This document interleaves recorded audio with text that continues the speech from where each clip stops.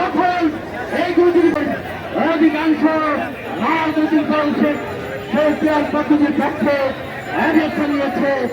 আমরা দেখতে পাচ্ছি একটি বড় দল সে তিনি তা বুঝতে পারছেন না।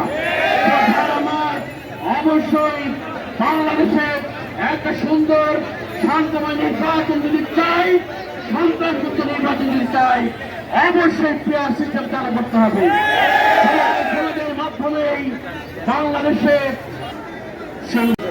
সহ বিভিন্ন ইসলামী দল এবং দেশপ্রেমিক রাজনৈতিক দলগুলো আপনারা দেখতে পাচ্ছেন যুগপৎ আন্দোলনের কর্মসূচি ঘোষণা করেছে।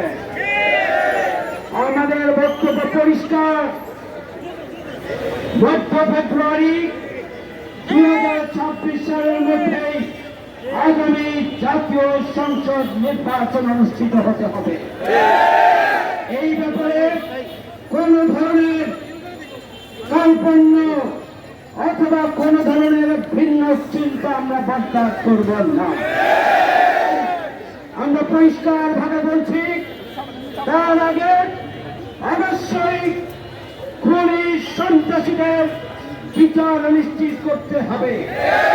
তার আগে ওই ফ্যাসিস্ট অপশক্তির দোষর জাতীয় পার্টি সহ বাম সংগঠনগুলো যারা শেখ হাসিনাকে ফ্যাসিস্টে ওঠার জন্য সব ধরনের সহযোগিতা দিয়ে এসেছিল, তাদেরকে বিচারের আওতায় আসতে হবে। আমরা পরিষ্কার ভাবে দাবি জানিয়েছি,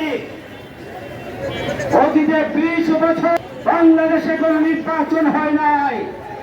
সরকার পরিকল্পিতভাবে ক্ষমতায় থাকার চক্রান্ত বাস্তবায়নের জন্য নির্বাচন কমিশনকে দ্রুত জগন্নাথে পরিণত করে সরকারের নকশা বাস্তবায়নের কাজ নির্বাচন কমিশনকে দিয়ে করিয়েছিল।